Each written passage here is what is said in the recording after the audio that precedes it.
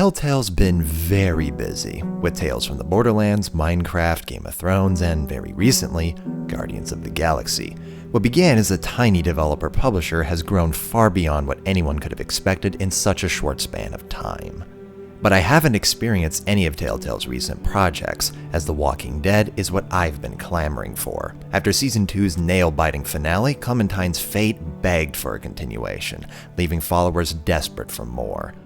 Unlike Season 2's slow build, A New Frontier leaves you gutted by the first episode, opening in the thick of a family falling to the apocalypse.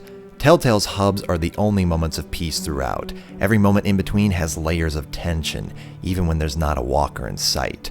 Utilizing the same small set of mechanics seen since The Walking Dead's debut, it's a blessing that A New Frontier's writing is some of the strongest yet. The tight script knows precisely when to lighten the atmosphere, put you on edge, and kick you in the teeth, leaving you distraught and yet hungry for the next installment.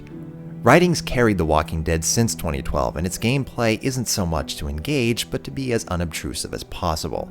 A New Frontier is easily the most elegant Telltale game I've played mechanically. The pacing of its action scenes is much quicker, and ultimately for the better. Despite its multiple perspectives, you rarely feel disconnected from the characters and the situations they find themselves in. As is tradition, your decisions aren't about greatly affecting the plot, as they are about personalizing your experience and the personality of your character. Javier is likable and relatable from the opening scene, and stands strong with Lee and Clementine before him. Speaking of whom, despite its subtitle not reading as Season 3, A New Frontier's connection to the previous events is intelligently handled, and reveals only what's necessary to the audience about the years in between, and with horrifying results. Importing my save file from Season 2 further personalized Clementine's story, and her role in A New Frontier as her own person, after having direct control of her previously, is endlessly fascinating. It's easy to see why Telltale debuted with a two-parter, as Ties That Bind brilliantly sets the stage for what's to come with this new cast of characters, and for Clementine. The pacing may be the best and most intense Walking Dead's ever been.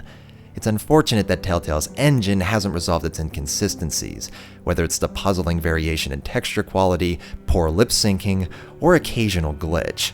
These are old problems, and it comes to question why they continue to persist after all of Telltale's success. The most frustrating one of all is when you select a dialogue option that ends up using a different tone than you expected. It's only occasional, as your options typically have enough context, but it does pull you out of the experience. Detractors of Telltale's post-Walking Dead style aren't likely to be convinced by A New Frontier. A New Frontier, despite its name, really is sticking with what's worked before, and it's not made to convert, it's made to continue, and that's what it does superbly. As someone that hasn't been exposed to Telltale's strengths in years, it's good to be back. Now where the hell is Wolf Among Us Season 2?